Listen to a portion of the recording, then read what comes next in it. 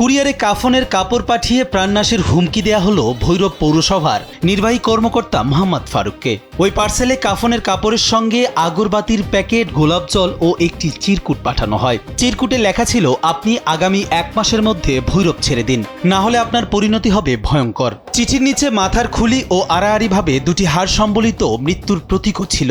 ভৈরবের এসএ পরিবহন শাখা থেকে পাঠানো ওই পার্সেল প্রেরকের জায়গায় হরিদাস ও ঠিকানা হিসেবে আশুগঞ্জের নাম উল্লেখ করা হয়। এক গজ কাপড়, একটা কাফনের কাপড়, একটা আগরবাতি এবং একটা গোলাপ জল, আর একটা A4 সাইজে একটা পিস কাগজে লেখা আছে, আপনি আগামী 1 মাসের মধ্যে ভৈরব ছেড়ে দিন, না হলে আপনার পরিণতি হবে ভয়ঙ্কর। গত রবিবার ব্রাহ্মণবাড়িয়া শহরের মধ্যপাড়া এলাকার ফাতান হোমিও চিকিৎসালয়ের ঠিকানায় পার্সেলটি পাঠানো হয়। ওই প্রতিষ্ঠানটি পৌর নির্বাহী কর্মকর্তা ফারুকের স্ত্রীর মালিকানাধীন। দাপ্তরিক কাজে ব্যস্ত থাকায় তার ছেলে পার্সেলটি রিসিভ করেন। স্যান্ডেলিনা সো, রূপচর্চায় আভিজাত্য। পরে বক্সটি খুলে 1 গজ সাদা কাপড়, গোলাপ জল ও আগরবাতি ও একটি চিঠি দেখতে পান। এতে আতঙ্কিত হয়ে পড়ে পুরো পরিবার।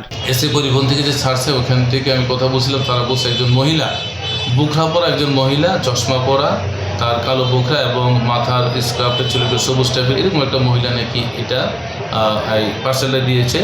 নির্বাহী কর্মকর্তা ফারুক জানান, ভৈরব পৌরসভায় 4 বছরের অধিক সময় দায়িত্ব পালন করছেন। এ সময় অনিয়ম, দুর্নীতিকে কখনো প্রশ্রয় দেননি বলে দাবি করেন তিনি। এতে স্বার্থান্বেষী কোনো মহল তার উপর ক্ষিপ্ত হয়ে এমন কাণ্ড ঘটিয়েছে বলে অভিযোগ তার।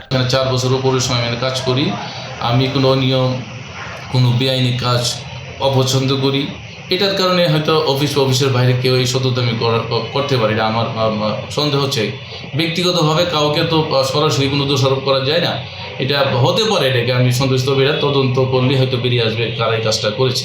এ ঘটনায় চরম নিরাপত্তাহীনতায় ভুগছে পুরো পরিবার। নিরাপত্তার স্বার্থে ভৈরব থানায় একটি সাধারণ ডায়েরি করেছেন পৌর নির্বাহী কর্মকর্তা ফারুক। কবির চৌধুরী, জয়, কালবেলা।